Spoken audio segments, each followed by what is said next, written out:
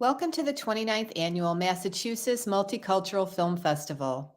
This season's theme, Indigeneities, celebrates the diversity of contemporary global Indigenous film and media art. This evening, we are pleased to present a conversation with Virginia McLaurin and this week's featured artist, Vick Quezada, two UMass Amherst alums. Vick Quezada is an interdisciplinary artist exploring hybrid forms in Indigenous-Latinx history and the function of these histories in contested lands, primarily at the US-Mexico border.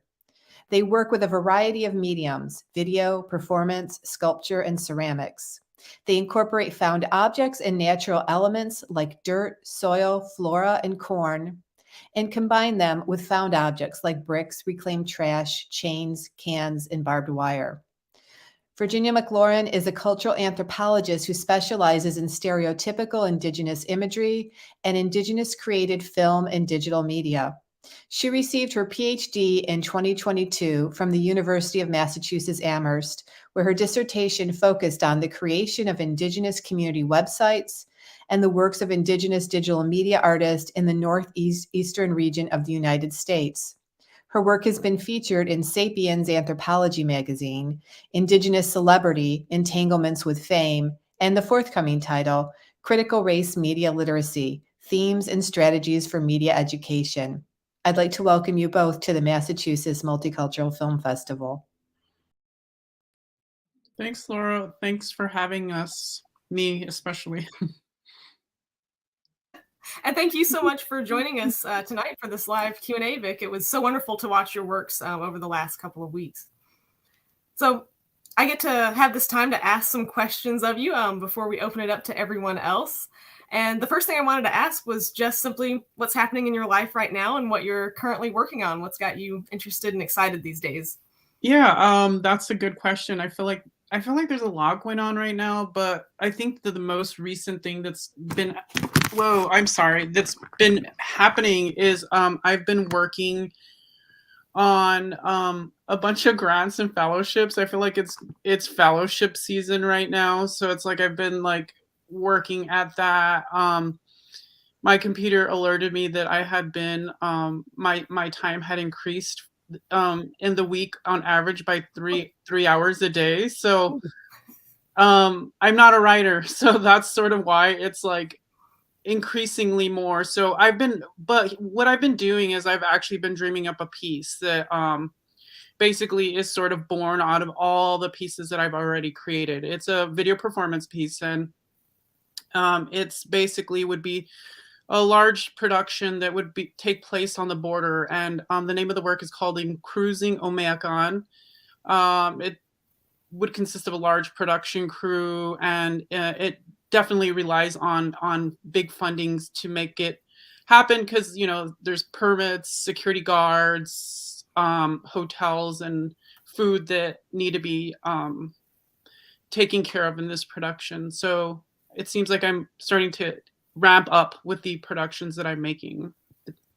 Wow, that's pretty incredible. How long would that take you to actually do the whole, the shooting of it from start to finish?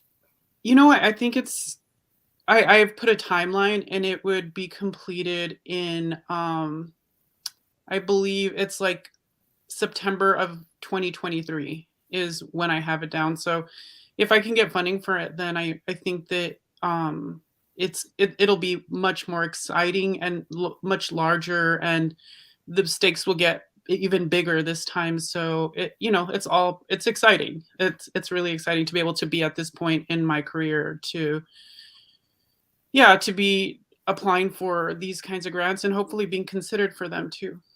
Yeah, that's incredible. And I did have a question that kind of relates to what you talked about kind of dreaming up this idea. I wanted to know, when you work on film pieces like the ones that we saw in this festival, how does that process work? Does an idea kind of strike you and you kind of get this visual of this is what I want to do, and then make it happen? Or is it something that, it builds over kind of weeks and months, like an idea slowly forms and you mull it over time?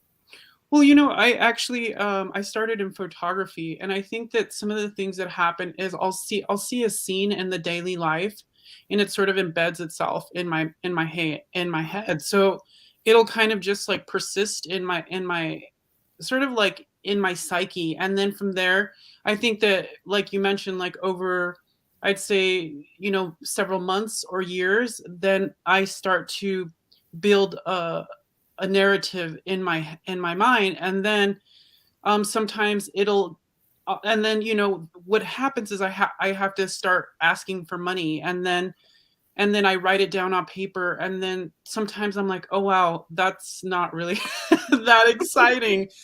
But the thing though is it's never wasted though. I think that those daydreams and sort of those there are these processes that happen, they enable me to get to the next step. So it's, I it sometimes feel like it's like what I call future tripping. Like you're always thinking about what's going to happen in the future, but I don't know, it really kind of does help you solidify some really strong projects. So yeah, that's sort of where that comes from. Does that process ever continue after a piece is finished? So, you have the idea, you do the art or you do the film, it's done, it's out there, people have seen it, and then you keep thinking about it, thinking, oh, I could have added that, I could have done something different, I could have done even more with that, and wanting to kind of build on it even after it's finished, so-called finished. Yeah, this is something that I think that especially in performance video and performance art, because I think that what happens in the performance itself is like, one, it occurs, and then you're sort of left with the documentation of what happened, right? And then you're able to see, you're able to think about it more critically. And I think that also as time goes by, you learn things, you learn more, and based off of you learning more, then I think that you like are okay, like this actually could have happened this way because now I have this new information, right? Mm-hmm. So yeah, this is happening to me all the time. I actually think that this new piece, that Cruising Omegon, I do actually believe that it is a spin-off from all the other performances that I've done, except it's much more mature. I think that that's sort of some of them I made them in grad school, and then one was slightly after grad school, and then which grad school for me ended in 2018, and then I believe it was Unseed was produced in 2021 or no 2020, and that was I mean I could see the progression, and if some of the folks who are in this who are listening to us right now, you can definitely pinpoint how each of them sort of have progressed or incorporated different elements into them. And this is like something that I am continuing to do. But basically what happens is I think I just like incorporate new let's see, I basically incorporate like new costumes in them, I guess. And then also I just, I'm naming them something different. So it's just, yeah, this is part of the process. It's just like getting smarter as I move forward with the productions and the concepts. Yeah, it's wonderful that all the pieces then get linked together kind of on this spectrum, right? Instead of just distinct pieces, they all have a relationship to one another. Yeah, for sure. Yeah, when you spoke about performance pieces and it kind of being a document of what happened, this does lead to one of the questions I have, which is a really goofy question to ask, but I'm terribly curious and I have to ask it. If something kind of goes wrong in a performance piece, and I was thinking about Destined for Gold and these very measured lines that you were walking, which to me were really reminiscent of archaeological surveys and just surveys of the land in general, and kind of the way that we split up the land. But I also thought at some point, if I had walked those straight lines, I would have tripped, probably in the woods. When something like that happens, do you leave it in as a part of the record of what was really going on? Or do you take it out because it's distracting from some of the themes of the actual piece? No, I actually, I tend to leave those in because I actually think that it's part of the performance. I mean, not unless it was something that was like just, just couldn't really show it because it had a high pitched sound, or I might edit the sound, or but I generally do show things that are mistakes. I don't know. I feel like I had a really good I can come back to you with that, but yeah, in past I've left in some of those like slippages in there, and sometimes they actually even work out to the, I don't know. There's a way that I also even I have my students, because I teach studio arts, and I have my students. I have them turn in some of the raw footage that they have, because I think that there's some of the nuances in them. It just sort of shows like this like raw quality, and it kind of really like is I don't know, there's something about it that really is captivating, in the sense where it's not highly polished. Do you think that that your students are a little uncomfortable with turning in the raw footage in an age where everything is so polished? Even our social media profiles, everything has a filter on it. Everything has to be part of, a unified aesthetic on your social media. Do you think it's uncomfortable for them to submit something that hasn't had that polish applied to it?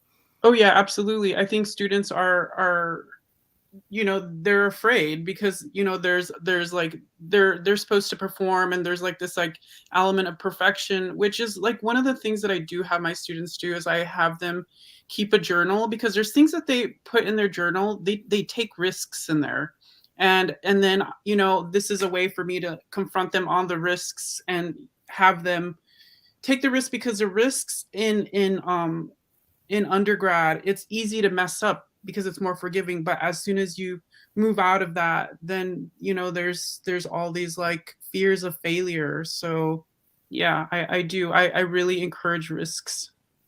Yeah, and I've read some things that say perfectionism is on the rise with upcoming generations, possibly because of this like hyper polished presentation that we have, and it's it raises anxiety, and it makes people less willing to take risks because of the fear of failure and rejection.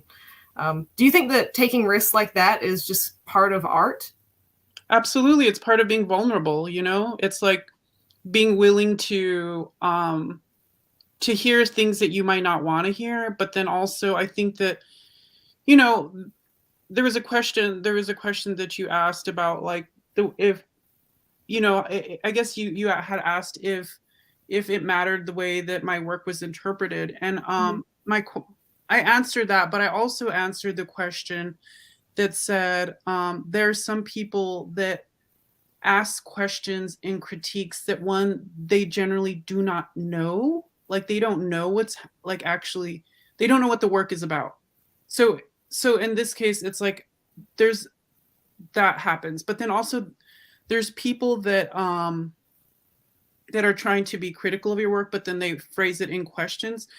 And what I think about this is I actually think that, sure, like nobody wants to be criticized or feel criticized, but I think that it's also important to get to feel these questions, because essentially people are seeing like holes, or you're not doing a good enough job to convey, or sometimes people, culturally just don't get it either. But so these are opportunities to be able, they're generous opportunities to be able to talk about your work, or even be able to like make the work stronger, So I think that this is like something that I think that students, I don't think that they understand, but maybe they'll understand it as they get older, But yeah, there's a lot of pressure for them to be perfectionist. And you're absolutely right. I do work I teach in a digital platform, and I think it's because they have the ability to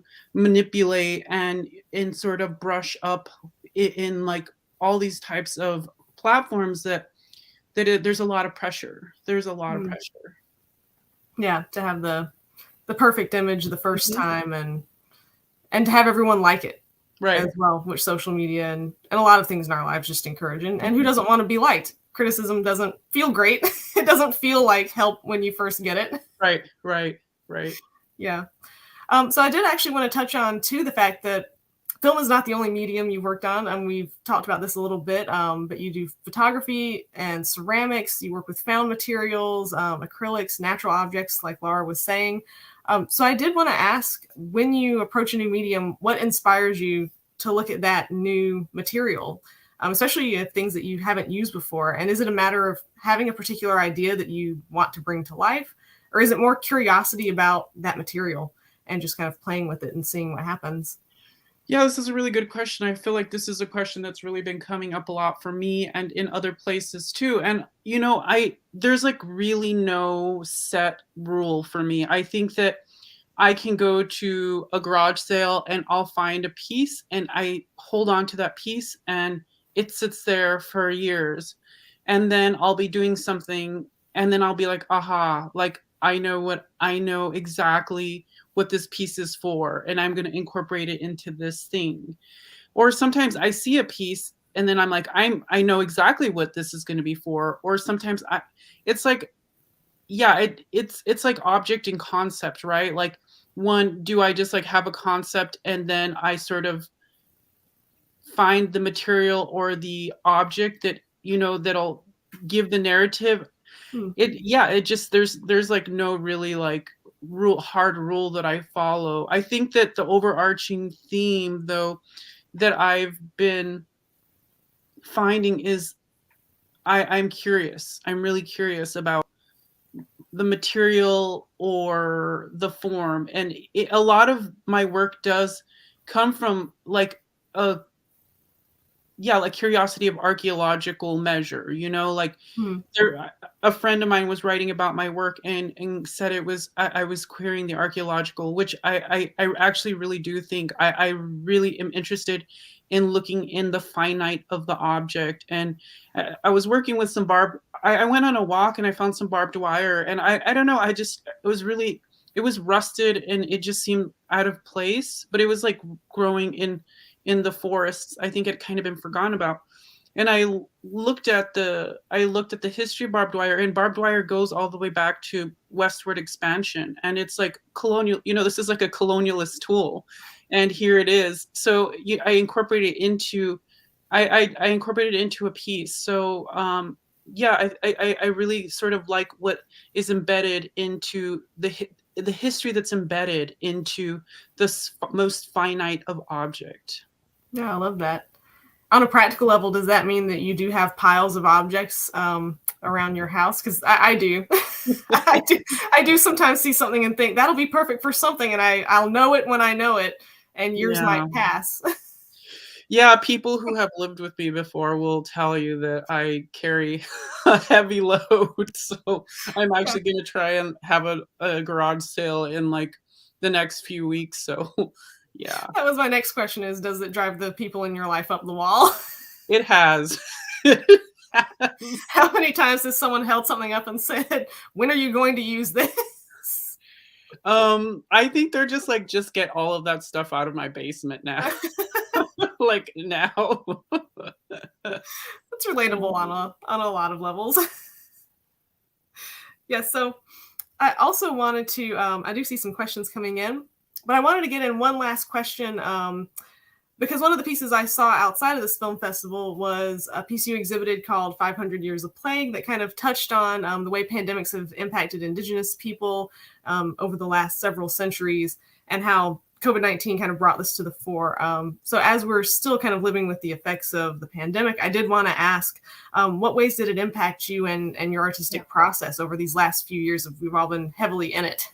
Yeah, the pandemic affected people in varying capacities. Not only did it affect the frontline workers, it also it delivered a blow to people with mental health issues. And I think that, anywhere in the spectrum, I feel like that, I felt like it impacted me on like a social level, like many others, of course. So I think that the way that I was able to overcome like those intense, like isolated feelings was I just started making work, and I lined up a show, and then but this particular piece, 500 Years a Plague, it actually it articulates like indigenous communities, like the vulnerabilities to epidemics, but like not just as a chance happening, but it's actually rather a direct result of ongoing settler colonialism too, and oppressive imperialist policies. So yeah, I think that these this is the way that I was able to articulate it, was in this work of art. Yeah, it was very striking to me. So I encourage anyone to look that up if people tuning in have not seen that piece. Yeah. Yeah, and you know, it's like I feel like with the kind of those kinds of works that I make, I feel like you had asked what kind of audience do I want to be in dialogue with, and I think that it you know, I don't think that there's going to be a perfect audience, but I do like it when audiences like know the symbolism in it, and it's like, aha, I got that, and I didn't, you know, and it's sort of like unsaid, but we like both know like what those references are too. I love that when I see that in people's art. So that's sort of similar what inspires me to sort of put these like these small pieces in there that might not mean a whole lot to somebody, but that really mean a lot to others. So it's kind of a moment of a wink and a nod between you and the people seeing it who precisely who get that meaning. Precisely. Yeah. And when you create pieces, you know, what kind of, I'm trying to think of a way to phrase this, like what different audiences are you kind of nodding towards across all of your work, would you say? I mean, you know, I'm not trying to like be exclusive about my work. I think that I want everybody to see it. I mean, one, I don't think either that everybody is gonna have this, you know, work is subjective, right? So like everybody has a different take on it.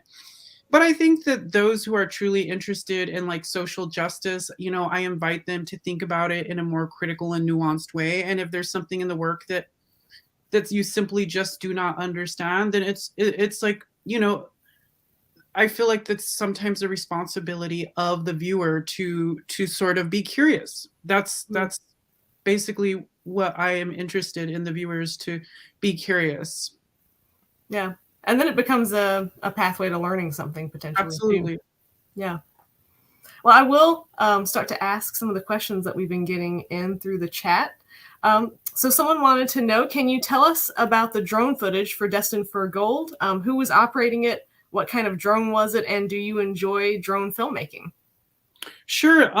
This footage was captured by another MFA. So I went to UMass, and there was this other student by the name of Amanda Boggs who is actually a quite talented drone operator. And I had this idea that I wanted to film a performance, and I asked Amanda if she'd record this for me. But you know, as a performer, you don't often get to see what's happening. And when I saw it, it was just like, it was really captivating in a way that I often wonder how I could incorporate it into my work, because drone footage is very particular. So I think, did that answer the question? I feel like maybe I went off on a little bit. Yes. And do you know like the specs on the drone? What kind of drone it was? Oh gosh, I can't remember the spec on it. I just know that it was flying like 200 to 300 feet up. I'm trying to remember. I think it was a DJI Mavic 2, maybe. Could you like see and hear it over you? No. Or was it just totally? It was, yeah, I could not hear it. So did you have to coordinate quite a bit for when things started and stopped, or were you just kind of out there for an hour and and then you saw the footage later?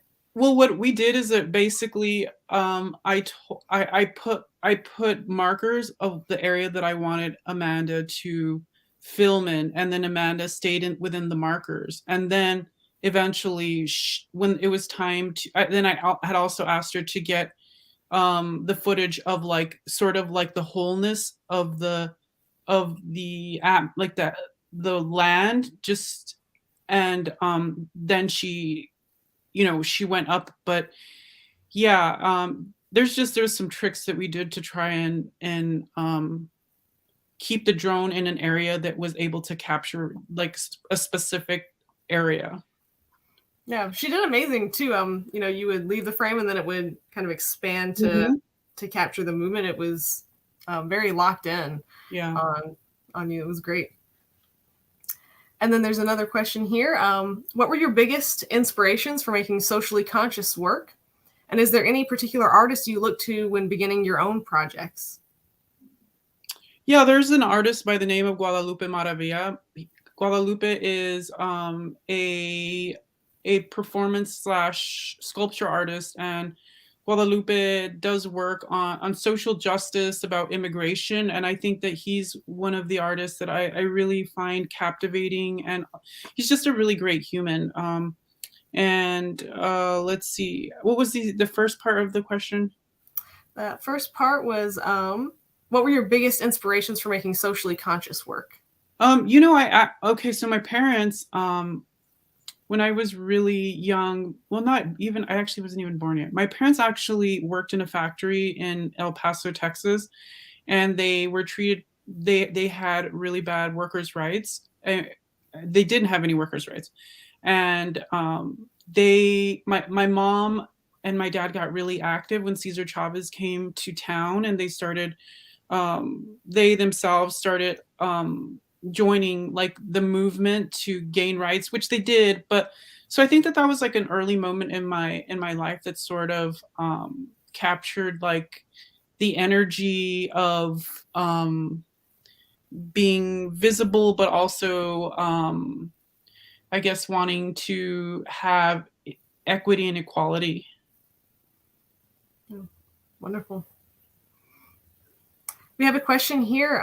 Someone's asking if you can discuss your choice to use your own body in your videos as opposed to an actor. Right. I think that, well, okay, so I think that one of the reasons I've used myself is because one, it's like when it's autobiographical, and then my work is autobiographical, which maybe I could also get an actor that could do that, but I think that there's a way that it's also a meditative practice. So these two things are sort of things that I am interested in at the moment. But I think that, I don't know, we'll see what happens, you know, because I think that at some point, because my video productions will probably grow, so at some point I might decide to step back. I'm not sure. I think that that's like possible in the future. Yeah, actually, that brings up an interesting point. Is it really complicated when you are kind of the person behind the camera creating this video and the person in front? Or is it easier because you know exactly what it is you want to have happen? I think it's easier because when I had a friend do it before, I felt like really, I don't know, I felt like that I knew specifically what I wanted. So I think that maybe that's probably something else I need to work out in therapy. but yeah, I think that, I mean, for now, I mean, you know, the next production I won't be behind the camera. So it's like I'd have to sort of release the power over my whatever the vision looks like, you know, at some point. Yeah, and related to that, I actually wanted to ask you, you have portrayed other people in photography before, and then you've portrayed yourself in a lot of the films, and do you believe that artists have any kind of responsibility to the people they're portraying in their art, whether it's yourself or someone else, or even kind of a fictional depiction of a person? Oh yeah, absolutely. I do think that, yeah. I do think that artists have a responsibility, or writers, or you know, anybody who is making like media or is creating culture. I think that I mean, you know, I mean, we can look at multiple examples. I think that there was a painter who back, I remember, like it was 2020 or 20, might have been 2019 or 2020, I don't really like want to name names because I don't actually, but there was a painter who did a painting of a person of color, and it was about their death, and it kind of raised this specific question about like, one, visibility, but also like, but who's making it, and like what power, like what power role do you have? I think that these are all things that you really should take into consideration, and then take into consideration when making work, because it's really important as an artist to be responsible. And this is just something that I think about extensively. So I hope that answers your question. Oh, I think so. And I think the artist's identity has always impacted how we view the work and understand the work. Mm-hmm. Yeah. And related to that, the next question was asking if you could talk about how queer indigeneity operates in your work. Right. Okay. So the way that I've incorporated that too is in my at UMass in the art department. I don't know if this is true anymore, but you were responsible for writing a thesis paper, and also you had to do your final project. So what that thesis paper did is it like actually really made you think about like what you were working on. It sort of was like it was like a discipline meditation. And in it, I started writing about the specificity of some of the material that I was working with. And I think that because of that, like there was a way that was an entry point into knowing exactly what I was making. And I had been growing corn in a basket, in a shopping cart basket in my studio.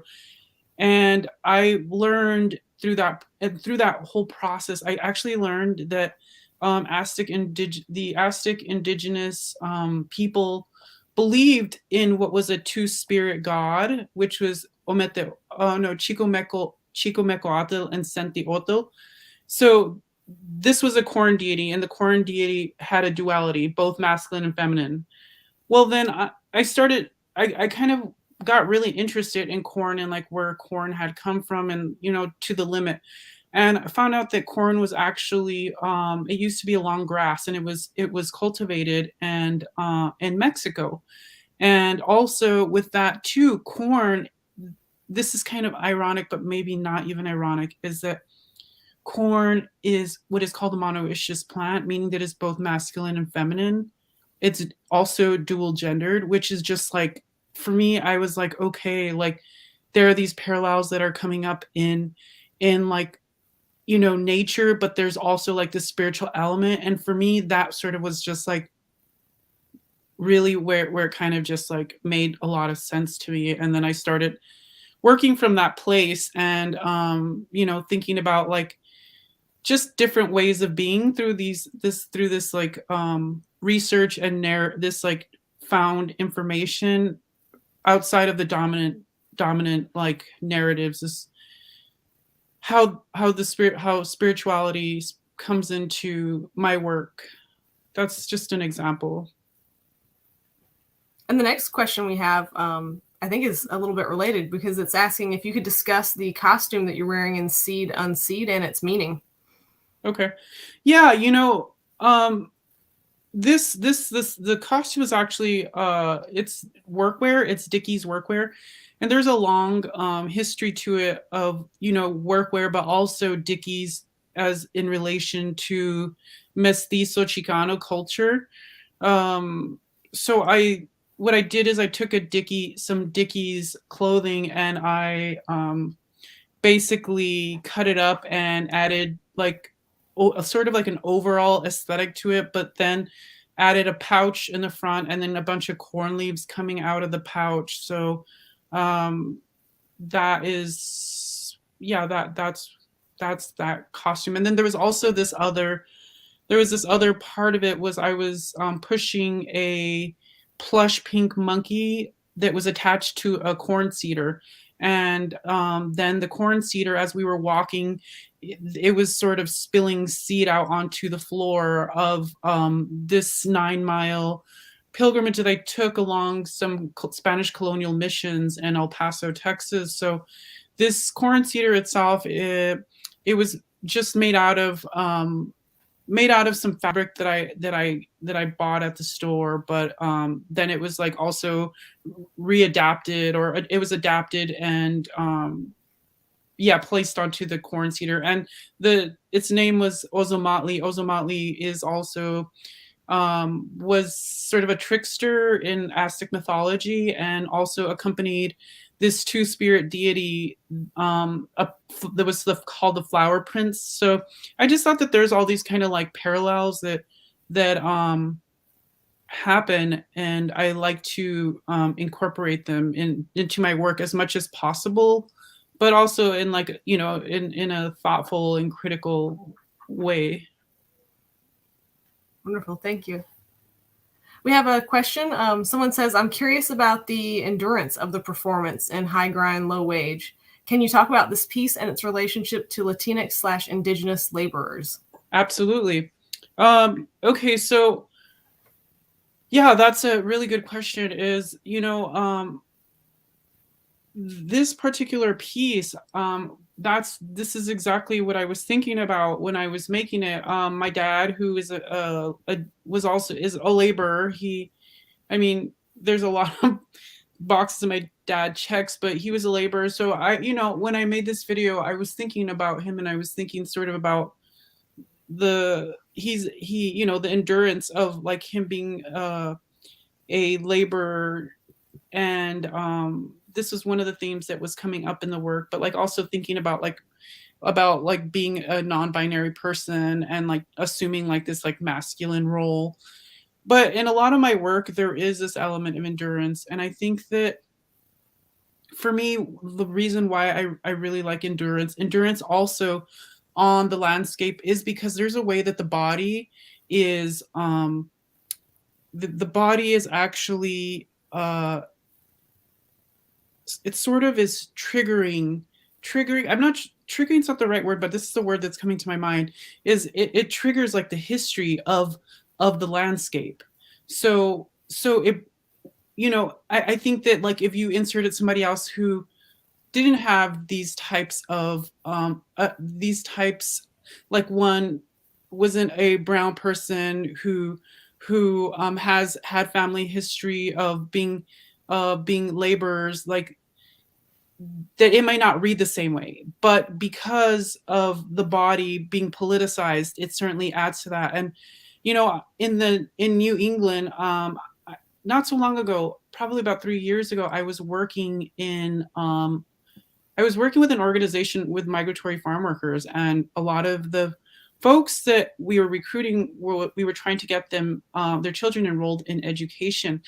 But I was just telling a friend the other day is that when we approached people to recruit their children, they didn't speak Spanish or English. And this is because a lot of the farm workers up here, at least in New England, that I'm learning is they are actually indigenous people from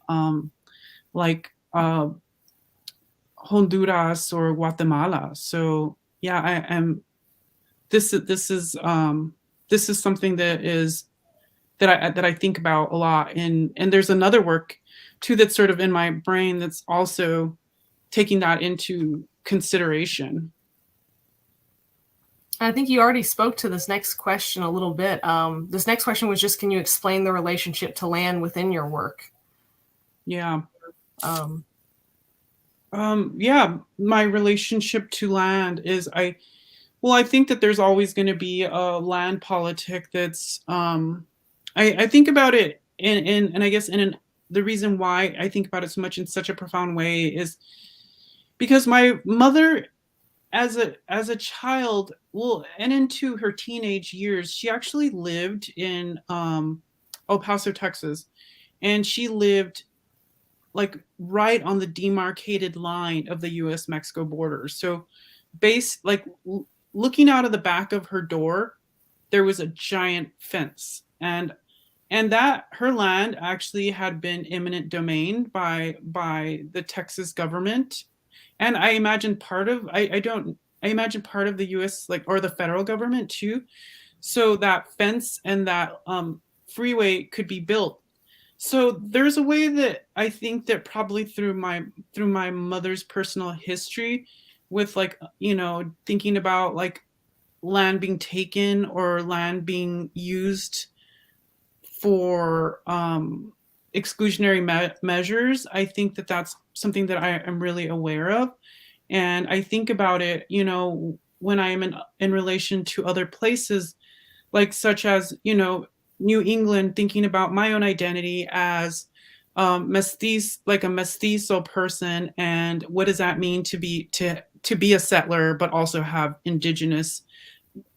have like indigenous identity too, you know? So it's like these are just like the nuances that I think about constantly. And also, you know, I had this really generative conversation with a grad student at UMass in Laura's class. And we were talking about like mestizos being up in New England and sort of, you know, like the complicated nature of the identity, one being settler and also being of indigenous descent. But we were also thinking about like how corn had ended up here, because corn is native to Mexico, and corn actually ended up in New England through trade routes. So there was something that was poetic about that, and it didn't. And I guess um, it felt like there was there was a generous opening to sort of reimagine, you know, like being in a place and feeling complicated, feeling, I guess, at odds with it, you know, especially the history of settler colonialism out here too, you know. Yeah, and that actually gets to our next question. Someone's asking if you could talk a bit more about how concepts of indigenous identity operate in your work. Okay. Yeah, well, you know, I think that I am, so there are things that I embed into the work itself. I think that one, for example, is this, like, I've really started incorporating, I mean, I've always really liked working with it as a child. And I think that as an adult, I made a conscious effort is like to start working with clay, because clay, I've said this before, clay is inherently a political material. It is the very essence of land, right? It's earth. So I use this in it. But also not just that, there's like, I use plant, like flora and fauna as well. Thinking about like being like land steward, but being like stewards to plants and animals, but also yeah, thinking about indigenous spirituality, Mexica, thinking about like interconnectivity to like other life forms, you know. So it's like I like to incorporate these elements into my work to, you know, just sort of reference these this logic. Yeah, I'm thinking about how a lot of your work is kind of going against the binary systems that we set up. Would you say that finding areas of connectivity between other living beings, between non-living beings, is kind of the contrast to a more binary way of thinking and being in the world? Absolutely. Yeah, it's in a sense, it's like, it's sort of like there's a way that there's like there's this like nod to like systems of value, you know, like how we like value certain elements. And like, you know, my work, for that reason, I mean, nobody really wants to buy a glorified, I mean, this is just thinking about the art market, but like people aren't really interested in buying like a glorified planter. So yeah, I just that is yeah, you know, this is part of the work that yeah, it's part of the work that I incorporate these elements in there. Yeah. There's a question of someone saying that you've said that the performance element of your video work is meditative. And would you be willing to talk about what you think about during the performance, or if there's a specific practice that you engage in? Sure. Yeah, I think that, I don't know, I guess maybe there's a way that I just sort of there's like a release. Maybe there's a way that I am not really even thinking about. I'm not even really thinking about like what's happening. So I suppose yeah, I guess there's maybe like a deep meditation happening there. Yeah, I don't know. I guess, yeah, I hadn't really thought about it aside from the fact that just like, it just with a meditative practice for me looks like is sort of just like, I guess just disconnecting in a sense to and almost like, oh, I guess letting the body like overtake your mind and at some point I think that this is probably getting to what happens with me, which is probably a good question. Um, is I think that there's just like this endurance element of like being tired, but like or you're worn down, but like the mind is like not connected to that. It's just the body it's sheer physical just it keeps on going. Like the next performance piece that I am actually proposing is I do a 50-mile bike ride on a tandem bicycle through Juarez and El Paso. And that means that one, I'll have to be in really good shape, but also not just that. It's like I'll be performing with somebody else who like one, I would take the bike from El Paso and go over the bridge, and then I would have to meet the other person in Juarez, and then we do a loop, but we would both have to be in synchrony. So I think that yeah, there's a part of me that really enjoys this kind of process of like letting the body take over. Do you have to prepare for things like that on a physical level? Because, for me, a 9-mile hike is something that I would have to prepare. If I started now, it would take 3 months before I could possibly get even close to doing that. So is it something that you kind of have to train for a little bit just so that you're not kind of falling down out of exhaustion? Yes, that will that will happen. I mean, before I didn't have to do that. Like I feel like, when I was much younger, I'd be like, hey, let's go do the tri-borough bike ride in New York and let's not prepare for it. Okay. So It'll be fine. It'll be fun. But now I'm like, okay, no, I can't do that. Like I literally would probably like get through one borough and I'd be like, I need to get to the doctor. Like my discs in my neck are like killing me. Yeah, I'm always asking the tough questions about what happens when you trip. How long do you have to prepare? So we do have some more audience questions coming in. Someone asked, would you consider your work transformative insofar as your work is so engaging and vulnerable? And do you feel yourself changed after you've finished a project? Okay, I'm looking at that question. I just kind of forgot that the questions were there. Yeah, when I was filming Seed Unseed, it was actually, I did it because I had a full-time job. And then it was like the only time that I really could go was I went on Thanksgiving. And fortunately, nobody was really out. And yes, the people that did see me, they were just like, what is happening? And I got a few honks, but fortunately, yeah, I think that it was probably timed at when there wasn't a whole lot of people out on the streets. So that really worked out to our favor. So hold on. I think I'm looking at the wrong question. Oh yeah, I think I went back a little bit. So that is the question about how people reacted to seeing the cedar and the monkey, which is another good question that I was curious about. I'm glad someone asked. But someone else asked do you feel yourself changed after you do a project like that? Is it transformative? Oh yeah, absolutely. Come out of it different. Absolutely. I think this type of performance, like I think I could work in my studio on a piece of work and I'm like, okay, this is great. Like I learned some things. I learned this is project and I learned from this. But I think because it's like a way that where there's people that talk about like theory, right? Theory is sort of like sometimes really doesn't like, it's kind of it just like is stasis. But like when there's theory and practice, I think that there's a way that actually is really a place for transformation for me. And it just, I don't know. I can't really explain it, but I guess it's almost maybe like it feels like a spiritual encounter in a really like in a really transformational way. It's really beautiful.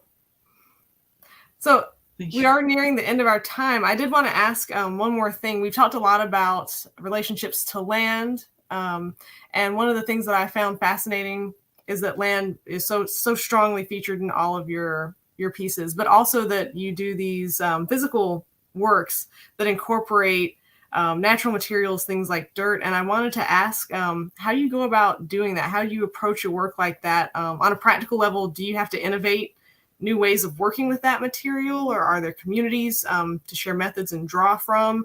And how does that impact the work from your perspective as an artist? Yeah, I think that, well, I mean, I feel like there's a lot of artists that have already been working with these like materials. I think like one that I can think of is like Ana Mendieta, who was working with land in her work, but also like gosh, I'm trying to remember. I want to say it's the Navajo sand painters too. Then there's also there's another artist, a Chicano artist named Rafa Esparza, who also does a lot of work with like adobe bricks. And so there's also those references too to like labor and using like this like material, which is also sort of seems like a spiritual practice at the same time. But the way that I've learned things about nature specifically is people in this community. There are people in the community that, they're like, their hobbies are in like learning about mushrooms or learning about trees, or like there's like blogs where you can like ask people online, like, hey, I am looking for some clay in the area, where do I go? And then some people will say there's raw clay that you'd have to like really clean out, it's in the oxbow.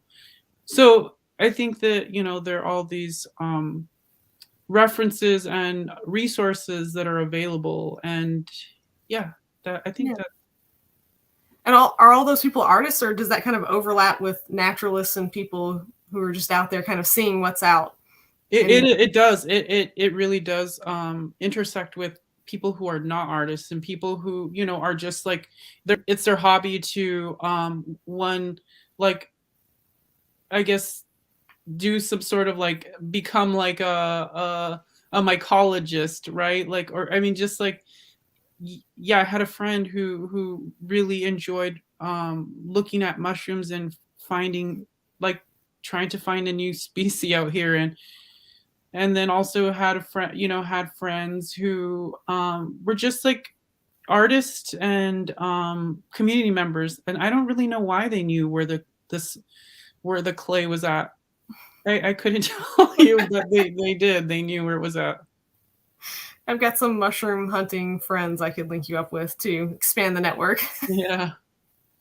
But that's really lovely, because one of the things that's come up all through this talk is connection with others too, and kind of building relationships between people and nature and the land, and even within ourselves.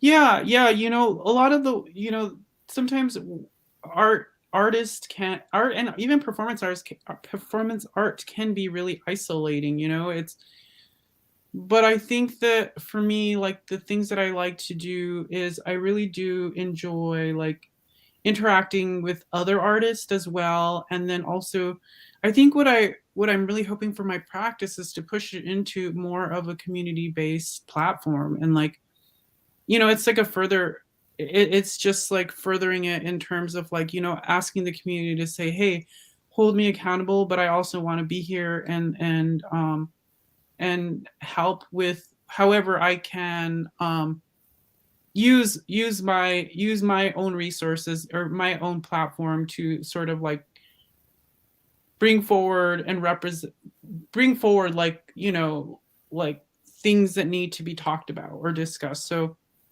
that's what the next project is going to be too. So I'm wonderful. excited. Yeah, and thank you for being part of this community here tonight. So I think that wraps it up, but I've so enjoyed talking to you, and I know that everyone asking questions has as well. So thank you so much. Yeah, thank you. I appreciate it. Great. Have a good night. Okay.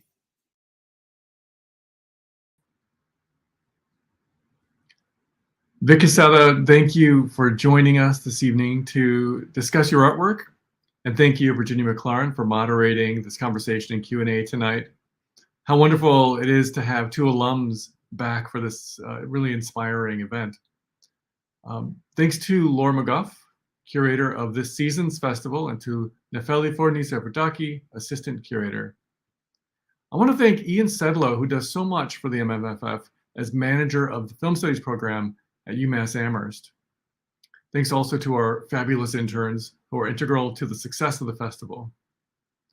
And as always, thanks to you, our audience.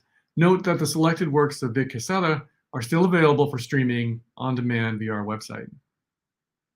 It's my pleasure to acknowledge and thank our sponsors who make this season's festival possible. At UMass Amherst, that's the College of Humanities and Fine Arts, the UMass Arts Council, the College of Social and Behavioral Sciences, and the 5-College Film and Media Council and the 5-College Native American and Indigenous Studies program with a grant through the Andrew W. Mellon Foundation. Please see our website for information about the festival, our next event, and to find videos of past events. That's blogs.umass.edu/MMFF2022. The Massachusetts Multicultural Film Festival is presented by the Film Studies program at the University of Massachusetts Amherst, Barbara Zecke, Film Studies Director. I'm Daniel Pope, Director of the festival, together with Sean Shimpak. Thank you. Good night.